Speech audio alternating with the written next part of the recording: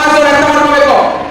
ಏನ್ ರಾಜನ್ ಅವರು ಬಾಗಿ ಮಾಡಿದ್ರೆ ಸಿದ್ದರಾಮಯ್ಯ ಏನು ಏನ್ ರಾಜನ್ ಅವರು ನಾನೇ ನೆಕ್ಸ್ಟ್ ಮುಖ್ಯಮಂತ್ರಿ ಬರಬಹುದು ಕಿತ್ತು ಬಿಸಾಡಿದ್ರು ಅವ್ರನ್ನ.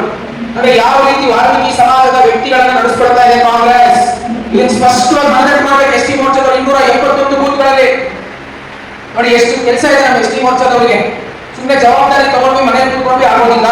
ಈ ಸೂಕ್ಷ್ಮ ವಿಷಯಗಳನ್ನ ನಮ್ಮ ಕಾರ್ಯ ವಿಸ್ತರಣೆ ಆಯಾ ಮೋರ್ಚಾಗಳು ತಗೊಂಡಾಗ ಜನಗಳ ಮನದ ಕಾಣ್ತದೆ, ಜನಗಳು ಗೊತ್ತಾಗ್ತದೆ ಏನ್ ನಡೀತಾ ಇದೆ ಸಮಾಜದಲ್ಲಿ ಅಂತ.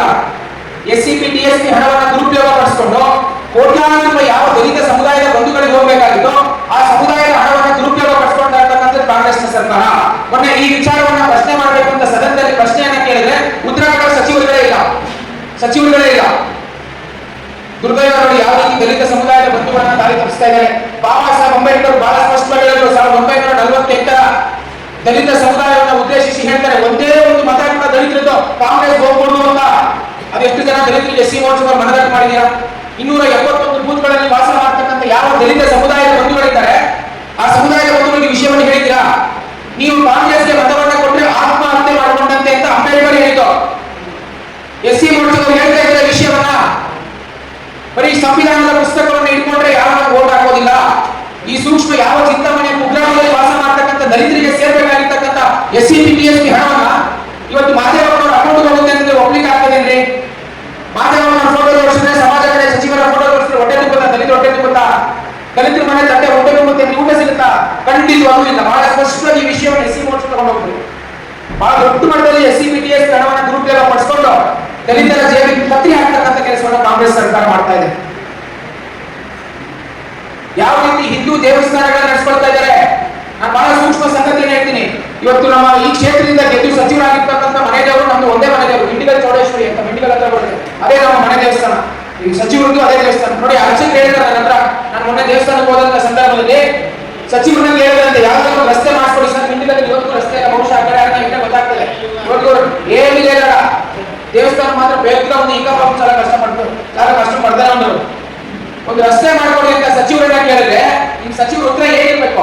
ನೀನು ಓಟ್ ಹಾಕಿಲ್ಲ, ನೀವು ಓಟೇ ಹೆಸರಿರ್ತಾರಪ್ಪ, ಯಾರು ಸೇರಿಸಿ ಅಲ್ಲ ಅಂತ ಮಿನಿಸ್ಟರ್ ಹೇಳ್ತಾರೆ ಅಂತ. ನೀವು ಓಟೇ ಆಗಲ್ಲ ಯಾಕೆ ಹಾಕ್ಬೇಕು ಅಂತ. ನೀವು ಹಿಂದೂ ದೇವಸ್ಥಾನ ಅಂತ ನೋಡ್ಬೇಡ್ರಿ, ನಿಮ್ಮ ಮನೆ ದೇವಸ್ಥಾನ ಅದು. ಅಂದ್ರೆ ಯೋಚನೆ ಮಾಡಿ ನಿಮ್ಮ ಕ್ಷೇತ್ರದ ಸಚಿವರು ಎಷ್ಟು ಮಟ್ಟಿಗೆ ಹೋಗಿದ್ದಾರೆ ಅಂತ. ಸದನದಲ್ಲಿ ಇವತ್ತು ಒಂದೇ ಒಂದು ದಿವಸ ಚಿಂತಾಮಣಿ ವಿಧಾನಸಭಾ ಕ್ಷೇತ್ರದ ಸಮಸ್ಯೆಗಳ ಬಗ್ಗೆ ಮಾತನಾಡಿ ನೋಡೇ ಇಲ್ಲ. ನಾವು ಹೋಗೋಣ ಮಾತನಾಡಿದರೆ ಅಂದ್ರೆ ಯಾವತ್ತು SC ST ಸಮುದಾಯಗಳ ಸಮಸ್ಯೆಗಳ ಬಗ್ಗೆ, ಸಮುದಾಯಗಳ ಬಗ್ಗೆ ಅಪ್ಪ ಹಾಕಿ ತಾತ ಹಾಕಿ ಆಡಳಿತದಲ್ಲಿ ಕೇಳಾಕೊಂಡಿದ್ದಾರೆ ಅವರು. ಇದನ್ನ ಮನದಟ್ಟು ಮಾಡಬೇಕು ಕ್ಷೇತ್ರದ ಜನರಿಗೆ. ಕಾರ್ಯ ವಿಸ್ತರಣೆ ಅಂತಂದ್ರೆ ಏನು ಅಂತಂದ್ರೆ ಸರ್ಕಾರದ ವೈಫಲ್ಯಗಳನ್ನ ಆಯಾ ಬೂತ್ಗಳಲ್ಲಿ ವಾಸ ಮಾಡತಕ್ಕಂಥ ಸಮುದಾಯದ ಬಂಧುಗಳಿಗೆ ಗಟ್ಟಿಯಾಗಿ ಕಲ್ಪಿಸ್ಬೇಕು. ನಾವು ಈ ವೈಫಲ್ಯಗಳನ್ನು ಏನು ಸಮಾಜದ ಬಂಧುಗಳಿದೆ, ಅನೇಕ ಸರ್ಕಾರದ ಲೋಪದೋಷಗಳಿದೆಯಲ್ಲ. ಮತ್ತೆ ನಿಮ್ಮದೇ ಚಿನ್ನಸಂದ್ರ ಗ್ರಾಮದ ಒಬ್ಬ ಮಹಿಳಾ PSI ಹೋದ್ರೆ ಅವ್ರಿಗೆ ಅವ್ರ ಮೇಲೆ ಹೊಡೆಯಕ್ಕೆ ಬರ್ತಾರೆ, ಅವ್ರ ಮೇಲೆ ಇವರು ದಬ್ಬಾಳಿಕೆ ಮಾಡ್ತಾರೆ, ದೌರ್ಜನ್ಯ ಮಾಡ್ತಾರಲ್ಲ. ಅದನ್ನ ಇವತ್ತು ಏನಾದ್ರು ಕಾನೂನು ತರ ಧರಿಸಿದ್ರ ಆ ವ್ಯಕ್ತಿಗಳ ಮೇಲೆ ಸಚಿವರಿಗೆ ಪ್ರಶ್ನೆ ಮಾಡಬೇಕಲ್ಲ. ಇರ್ತಕ್ಕಂಥ ಭಾರತೀಯ ಜನತಾ ಪಾರ್ಟಿಯ ಕಾರ್ಯಕರ್ತರು ಆಗತಾನೆ ನಮ್ಮ ಕಾರ್ಯ ವಿಸ್ತರಣೆ ಆಗ್ಲಿಕ್ಕೆ ಸಾಧ್ಯ. ನೋಡಿ ಎಷ್ಟು ಲೋಪದೋಷಗಳಿದೆ. ನಾವೆಲ್ಲ ಕಡೆ ಕರಗವನ್ನು ಆಚರಣೆ ಮಾಡ್ತೀವಿ, ಕರಗ ಮಹೋತ್ಸವವನ್ನ. ಬೆಂಗಳೂರಿನಲ್ಲಿ ಇರ್ತಕ್ಕಂಥ ಧರ್ಮರಾಯ ಸ್ವಾಮಿ ದೇವಸ್ಥಾನಕ್ಕೆ ಸೇರಿದಂತ ಚಿನ್ನಾಭರಣ ಕಳ್ತನ ಆಗ್ಬಿಡುತ್ತೆ. ರಾಮಲಿಂಗಾ ರೆಡ್ಡಿ ಅವ್ರನ್ನ ಪ್ರಶ್ನೆ ಮಾಡಿದ್ರೆ ಅವ್ರು ಅಲ್ಲಿ ಗೊತ್ತೇ ಇಲ್ಲ ಕಳ್ತನ ಆಗಿರೋದು. ಕಳ್ತನ ಹಿರಿಯ ಅಧಿಕಾರಿ ಫೋನ್ ಮಾಡ್ತಾರೆ, ತಗೋ ಫೋನ್ ತಗೊಳ್ತಾರೆ. ನೋಡಿ ಅರ್ಥ ಮಾಡ್ಕೋಬೇಕು. ವಾಸ ಮಾಡ್ತಕ್ಕಂಥ ಎಲ್ಲ ತಿಂಗಳ ಸಮುದಾಯಕ್ಕೆ ಸೇರಿದಂತವ್ರು ಮನಗಟ್ಟು ಮಾಡಿ ಆ ಹಿಂದುಳಿದ ಸಮುದಾಯಕ್ಕೆ ಇವತ್ತು ಸರ್ಕಾರದಲ್ಲಿ ಏನಾಗ್ತಿದೆ ಅಂತಂದ್ರೆ ಸಿದ್ದರಾಮಯ್ಯ ಫೋಟೋ ತೋರಿಸ್ಬಿಟ್ಟು ಬಿಡಿ ನಾವೆಲ್ಲ ಚೆನ್ನಾಗಿದ್ದೀವಿ ಅಂತ ಹೇಳ್ತಾರೆ. ಇವ್ರ ಮನೆ ಅಕೌಂಟ್ಮೆಂಟ್ ಚೆನ್ನಾಗಾಗ್ತಾ ಇದೆ, ಆ ಹಿಂದುಳಿದ ಸಮುದಾಯದ ಜನಕ್ಕೆ ಏನು ಲಾಭ ತಲುಪ್ತಾ ಇಲ್ಲ. ಚಿಂತಾಮಣಿಯಲ್ಲಿ ಕೂಡ ಬಹಳ ದೊಡ್ಡ ಸಂಖ್ಯೆಯಲ್ಲಿ ಹಿಂದುಳಿದ ಸಮಾಜ ವಾಸ ಮಾಡ್ತಾರಲ್ಲ. ಅತ್ಯಂತ ಹಿಂದುಳಿದಿರ್ತಕ್ಕಂಥ ಸವಿತಾ ಮರಿವಾಳ ಕುಂಬಾರರು ಅನೇಕ ಜನ ಆ ಸಮುದಾಯಕ್ಕೆ ಸೇರಿದಂತ ನಿಗಮಗಳಿಗೆ ಎಷ್ಟು ಹಣ ಕೊಟ್ಟಿದ್ದೀರಿ ಅಂತ ಪ್ರಶ್ನೆ ಮಾಡಿದ್ರೆ ಸಿದ್ದರಾಮಯ್ಯ ಉತ್ತರ ಏನು? ನಾನೇ ಸಾಕ್ಬಿಡಿ ಏರಿಕೆ ಅಂತಾರೆ.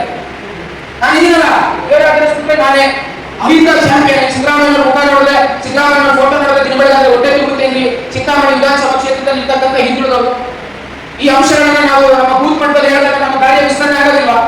ನಮ್ಮ ಪಕ್ಷಕ್ಕೊಂದು ಗಟ್ಟಿ ನಿಲುವು ಸಿಗೋದಿಲ್ವಾ? ಕಾರ್ಯಕರ್ತರಿಗೊಂದು ಶಕ್ತಿ ತುಂಬಿದಾಗೋದಿಲ್ವಾ? ಇದನ್ನ OBC ಮೋರ್ಚಾದ ಮಾಡ್ತಾ ಇದೀವ.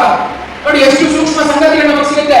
ನೀವು ಜಮ್ಮು ಕಾಶ್ಮೀರ ಅಸ್ಸಾಂ ಬಿಟ್ಬಿಡಿ, ಚಿಂತಾಮಣಿ ಅಂತ ನೀವು ನೋಡಿ ಎಂತ ಅಂಶಗಳು ಸಿಗುತ್ತಲ್ಲ ನಮಗೆ. ಇರ್ತಕ್ಕಂಥ ಹೋಟೆಲ್ ಅಪ್ಪಾಜಿ ದುರ್ಗ, ಗುರುಮಲ್ಲ, ಕಸ್ಬಾ ಏನಿದೆ, ಇನ್ನೇನು ಕೈವಾರ, ಇಲ್ಲಿ ವಾಸ ಮಾಡ್ತಕ್ಕಂಥ ಈ ಸಮುದಾಯದ ಬಂಧುಗಳಿಗೆ ನೀವು ಹೇಳಿ, ಆಗ ಸಾಮಾಜಿಕವಾಗಿ ಕೂಡ ಭೌಗೋಳಿಕವಾಗಿ ಕೂಡ ನಾವು ವಿಸ್ತರಣೆ ಆಗಲಿಕ್ಕೆ ಸಾಧ್ಯ ಆಗ್ತದೆ. ಇದೇ ಡಿಸೆಂಬರ್ ಬೆಳಗಾವಿ ಅಧಿವೇಶನದಲ್ಲಿ 5,000 ಕೋಟಿ ಮಹಿಳೆಯರಿಗೆ ಸೇರಿದಂತ ಹಣ ಎಲ್ಲೋಯ್ತು ಅಂದ್ರೆ ಆ ಲಕ್ಷ್ಮೀ ಹೆಬ್ಬಾಳ್ಕರ್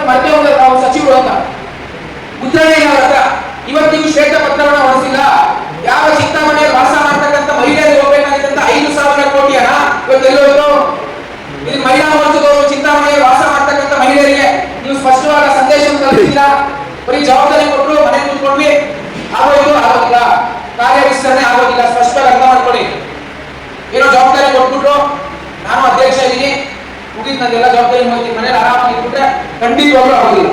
ಈ ಸೂಕ್ಷ್ಮ ಸಂಗತಿಗಳನ್ನ ನೀವು ಇಲ್ಲಿ ವಾಸ ಮಾಡ್ತಕ್ಕಂಥ ಜನರಿಗೆ ಮನದಟ್ಟು ಮಾಡಿದಾಗ ಮಾತ್ರ ಕಾರ್ಯ ವಿಸ್ತರಣೆ ಆಗ್ತದೆ, ಚುನಾವಣೆ ಬಂದಾಗ ಮತಗಳಲ್ಲಿ ಪರಿವರ್ತನೆ ಆಗ್ತದೆ. ಜನ ಇವತ್ತು ಬಹಳ ಬುದ್ಧಿವಂತಿದ್ದಾರೆ. ನಾವು ಕೊಟ್ಟರು ಇಸ್ಕೊಡ್ತಾರೆ, ಇನ್ನೊಬ್ರು ಕೊಟ್ಟರು ಇಸ್ಕೊಡ್ತಾರೆ. ಕೊನೆಗೆ ಯಾರು ಓಟ್ ಹಾಕ್ತಾರೆ ಅವ್ರಿಗೆ ಓಟ್ ಹಾಕ್ತಾರೆ. ಯಾರು ಹಾಕ್ತಾರೆ, ಯಾರು ಪ್ರಬುದ್ಧರಿರ್ತಾರೆ, ಯಾರು ಸಮರ್ಥರಿರ್ತಾರೋ ಅವ್ರಿಗೆ ಜನ ಓಟ್ ಹಾಕೋದು.